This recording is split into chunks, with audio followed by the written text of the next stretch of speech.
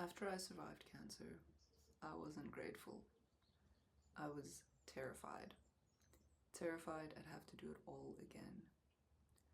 I was so focused on everything outside of my control that I couldn't even admit I'd made it through. It took me a long time to realize something, that I was the one adding to my own suffering. And once I saw that, I had a choice that I didn't know that I had. So let's talk about the meaning of suffering and whether it's something we find or something we create. So, why do we look for meaning, right? Maybe you've never had cancer, but you've probably felt this in some form. That sense of being stuck in something painful, asking, why is this happening to me? Here's what I've come to believe. We use meaning to feel safe. And that safety hides in sentences we tell ourselves. Life isn't fair. This will never work. I can't do that. If you take a second to listen to what those actually do, you'll notice that they take away your power. And when you have no power, you have no responsibility.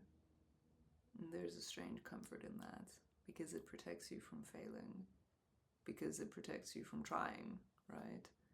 And it also quietly stops you from learning. So, what is the meaning of suffering? What is the meaning of anything? To put it bluntly, I would say that nothing has inherent meaning. But that doesn't mean that meaning doesn't exist. It's something that we create through context. And here's the trick, right, that most of us miss. We take the meanings we've made and we treat them as facts. But meaning is built on belief and not on reality. The only meaning that exists is the one you've created. And that makes meaning a choice. When we apply it, then reinforce it through our belief, it feels like truth. So now I want to take a second to talk about worldview and how that shapes meaning, right? So think about how much of this is just filtering. We codify the world through language.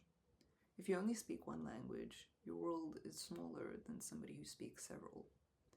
Language decides what you notice and what you ignore. Culture is another filter.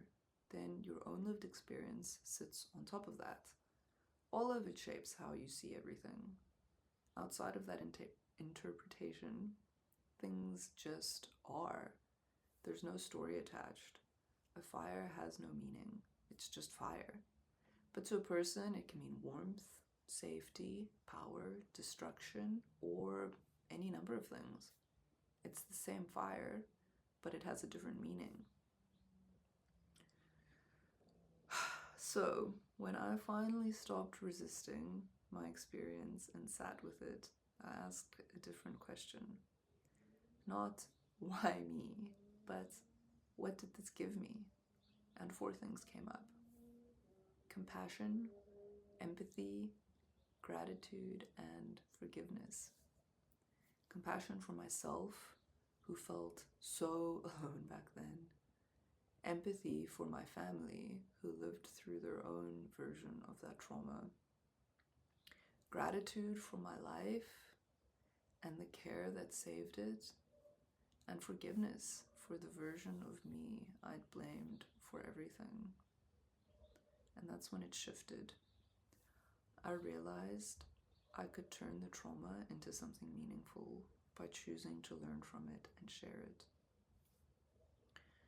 By sharing this, I hope to ease the loneliness of someone going through something similar. That's the choice, to use pain as a method of transformation, not to become the pain, not to identify it, not to identify with it, sorry, but to recognize how it created room to grow.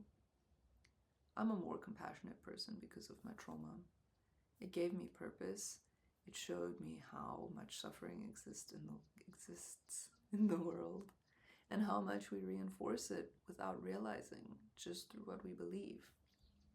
What it really gave me was conviction to work towards a better version of myself and a better world. And to reflect the world I want, I have to act with honest integrity and compassionate kindness. So this is the meaning I've chosen to create. The real question is yours, right? What do you choose to believe, and to what end? I'm not here to tell you how to think or feel, just to offer an alternative in case it serves you better than something you've maybe been accepting as inevitable. And if this resonated, please stay a while and free yourself. And if you've made it all the way to the end, thank you so much for watching. I really value you and your attention very, very deeply. Thank you.